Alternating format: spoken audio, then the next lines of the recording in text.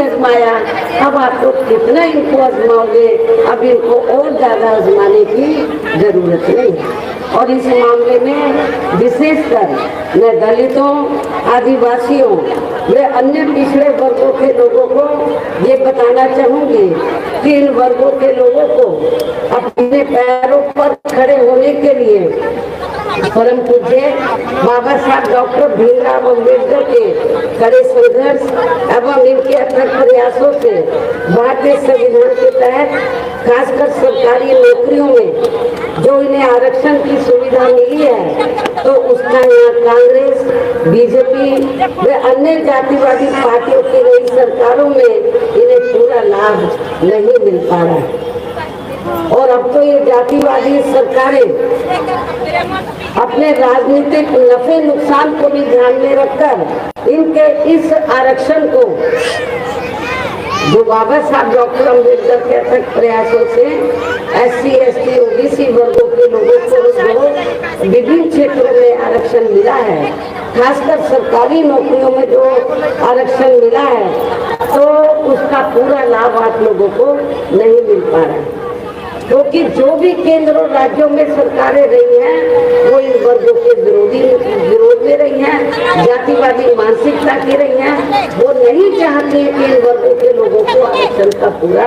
लाभ मिले।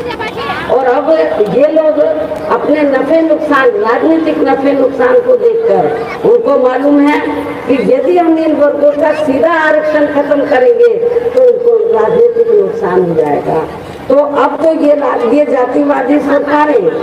अपने राजनीतिक नफे नुकसान को भी ध्यान में रखकर इनके इस आरक्षण को मान्य कोर्ट की आड़ में इसे प्रभावहीन बनाने में व खत्म करने की भी पूरी कोशिश में लगी। अब सीधा हाथ नहीं डाल रही है, अब कोर्ट का सहारा लेकर आपके आरक्षण को ये खत्म करना चाहती है। और इसका खास उदाहरण दिनांक 1 अगस्त 2024 को माननीय सुप्रीम कोर्ट का दिया गया निर्णय, जिसमें कोर्ट ने SC व ST के आरक्षण अर्थात इसमें वर्गीकरण करने व क्रीमी लेयर आदि को भी लागू करने की बात कही है, जिससे हमारी पार्टी कतई भी सहमत नहीं है। इतना ही नहीं बल्कि कोर्ट के इस निर्णय को प्रभावहीन बनाने जैसे पूर्व की स्थिति में लाने के लिए हमने मीडिया के जरिए केंद्र की वर्तमान भाजपा सरकार से संसद में संवैधानिक संशोधन विधेयक लाकर इसे पास कराने का भी अनेकों बार अनुरोध किया है, लेकिन हमारे इस अनुरोध को अभी तक भी केंद्र सरकार ने स्वीकार नहीं किया है। और इस मामले में विपक्ष की भी सभी आरक्षण विरोधी जातिवादी पार्टियां कुछ भी खुलकर बोलने के लिए तैयार नहीं है। कांग्रेस पार्टी है और जो इनका इंडिया गठबंधन है वो भी इस मामले में चुप है। और अब तो इनकी राज्य सरकारों ने कोर्ट के इस निर्णय को लागू करना भी शुरू कर दिया, जो सुप्रीम कोर्ट ने दिया है कि SC, ST का जो आरक्षण में आरक्षण इसका वर्गीकरण करके जो पहले कभी क्रीमी लेयर इन वर्गों में नहीं होता था वो भी लागू कर दिया इन्होंने। तो और अब तो इनकी राज्य सरकारों ने कोर्ट के इस निर्णय को लागू करना भी शुरू कर दिया। इसी प्रकार ये सरकारें OBC के आरक्षण को भी कभी भी प्रभावित कर सकती हैं, इसलिए इन्हें भी अब SC, ST के साथ एकजुट होने की जरूरत है। जो अति पिछड़े वर्ग के लोग हैं तो उन्हें भी SC, ST के साथ एकजुट होने की जरूरत है। और अब इन सभी वर्गों के लोगों को यहाँ आपके झारखंड प्रदेश में विधानसभा के लिए हो रहे आम चुनाव में अपनी एकमात्र विपक्षी पार्टी DSP की ही सरकार बनाना बहुत जरूरी है, या फिर इनको यानी कि आप लोगों को बैलेंस ऑफ पावर बनकर इस निर्णय को जो माननीय सुप्रीम कोर्ट का निर्णय आया है SC, ST के आरक्षण को लेकर, इस निर्णय को यहाँ लागू होने से तब तक रोक कर वे लटका कर रखना है जब तक केंद्र की सरकार कोर्ट के इस निर्णय को संसद में संवैधानिक संशोधन विधेयक के जरिए प्रभावहीन बना के या खत्म करके इसे पुरानी स्थिति में बहाल नहीं कर देती है। या जब तक बीएसपी केंद्र की सत्ता में नहीं आती है या बीएसपी इसको जो जजमेंट आया है तो इसको प्रभावहीन नहीं बना देती है। और ये इसलिए भी करना बहुत जरूरी है क्योंकि माननीय कोर्ट ने अपने इस निर्णय को लागू कराने का ये कार्य अब सीधा राज्य सरकारों के ऊपर छोड़ दिया। जो अब ये सरकारें इसकी आड़ में अपनी पार्टी के लाभ के हिसाब से इन वर्गों को बांटकर इन्हें आपस में ही लड़ाएंगे। SC ST को लोगों को आरक्षण में आरक्षण देकर इनको आपस में ही लड़ाएंगे तथा इसका राजनीतिक फायदा भी ये विरोधी पार्टियां खूब उठाएंगे। जबकि संविधान के मुताबिक किस जाति को SC व ST की सूची में शामिल करना है या नहीं करना है तो इसका ये अधिकार अभी तक केवल संसद व माननीय राष्ट्रपति जी को ही दिया हुआ था, लेकिन माननीय सुप्रीम कोर्ट ने अभी अधिकार सीधा राज्य सरकारों को दे दिया। और अब तो कांग्रेस के श्री राहुल गांधी ने भी विदेश में जाकर इनके सभी आरक्षण को, इन वर्गों के सभी आरक्षण को आगे वक्त आने पर खत्म करने का भी ऐलान कर दिया। कांग्रेस ने तो कहा कि हम बिल्कुल खत्म कर देंगे जब वो सेंटर में आ जाएंगे। ऐसे में यही कहना है कि देश में इन वर्गों को बाबा साहब डॉक्टर भीमराव अम्बेडकर ने जो आरक्षण का ये संवैधानिक अधिकार दिया है तो उसे अब यहाँ सभी जातिवादी पार्टियां किस्म किस्म के हथकंडे इस्तेमाल करके प्रभावहीन बनाने में व खत्म करने की ही पूरी कोशिश में लगी हुई है। और इसी मानसिकता के तहत चलकर ही केंद्र व राज्यों में कांग्रेस, बीजेपी व अन्य जातिवादी पार्टियों की भी रही सरकारों ने इनका आरक्षण का कोटा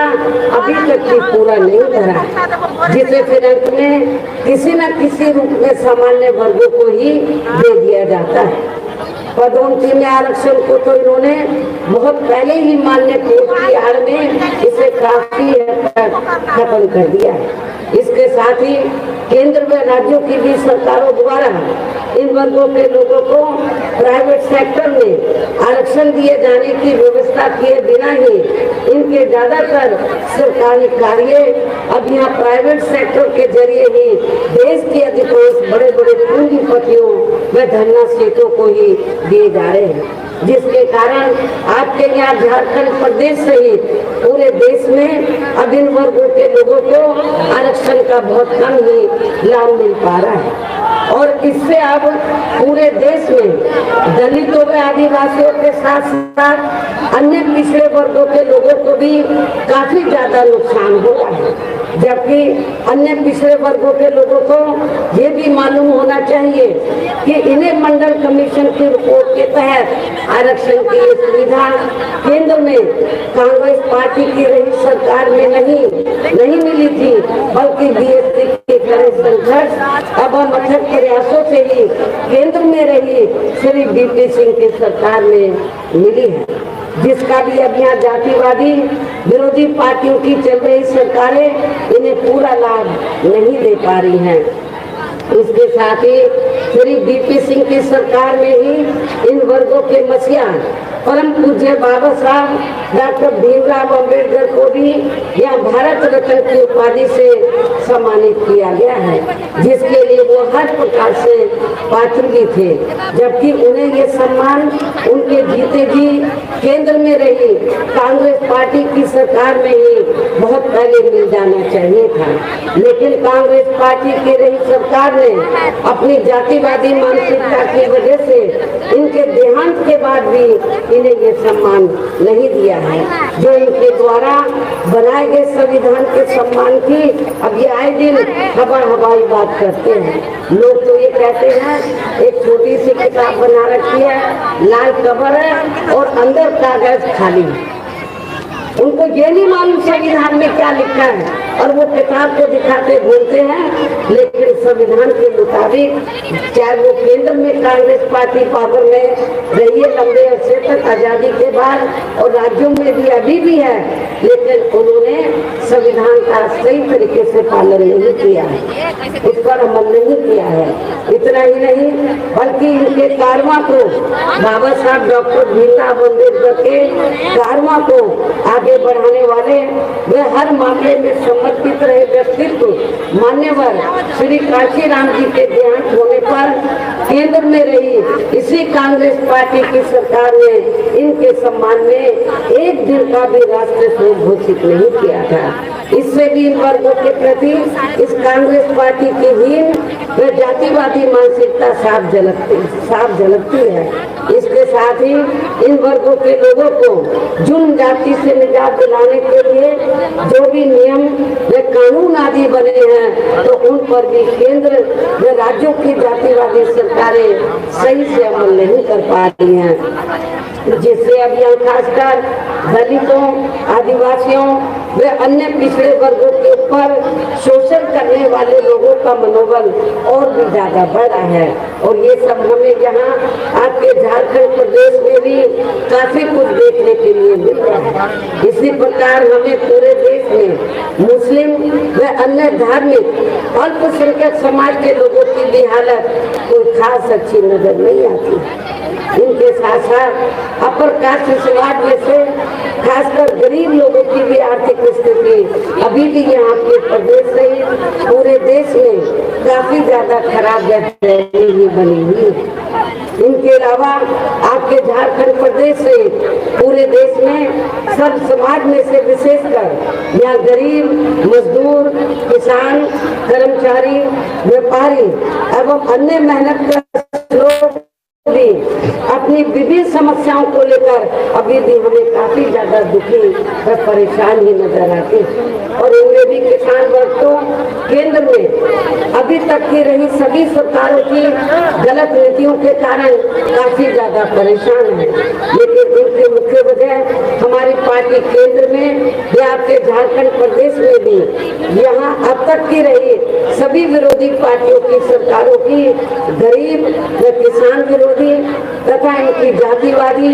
संकीर्ण व पूंजीवादी मानसिकता के तहत बनाई गई इनकी गलत नीतियों एवं गलत कार्य प्रणाली को ही काफी पूरे तौर से जिम्मेवार मानकर चलती है, जिसके कारण ही आए दिन यहाँ पूरे देश में गरीबी, बेरोजगारी व महंगाई आदि भी काफी ज्यादा बढ़ रही है, जिससे आम जनता काफी ज्यादा दुखी है। इसके साथ साथ अभी भी अपने देश में भ्रष्टाचार हर स्तर पर काफी ज्यादा व्याप्त है, जिससे आपका खुद का अपना झारखंड प्रदेश भी अछूता नहीं रहा। और इन सब के लिए हमारी पार्टी आजादी के बाद से लेकर अभी तक केंद्र व देश के अधिकांश राज्यों में तथा यहाँ आपके उनके अपने झारखंड प्रदेश में भी ज्यादातर सत्ता यहाँ गलत पार्टियों में से खासकर कांग्रेस, बीजेपी व अन्य जातिवादी पार्टियों के हाथों में ही या इनके गठबंधन दलों के हाथों में ही आने को मानकर चलती है। और इन सभी विरोधी पार्टियों को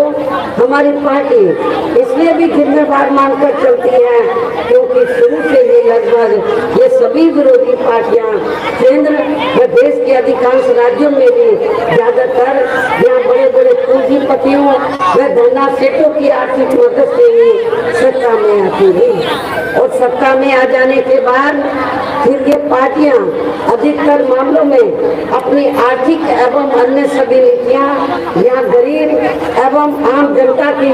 समस्याओं को दूर करने के हिसाब से तैयार नहीं करती है, बल्कि देश के उन बड़े बड़े पूंजी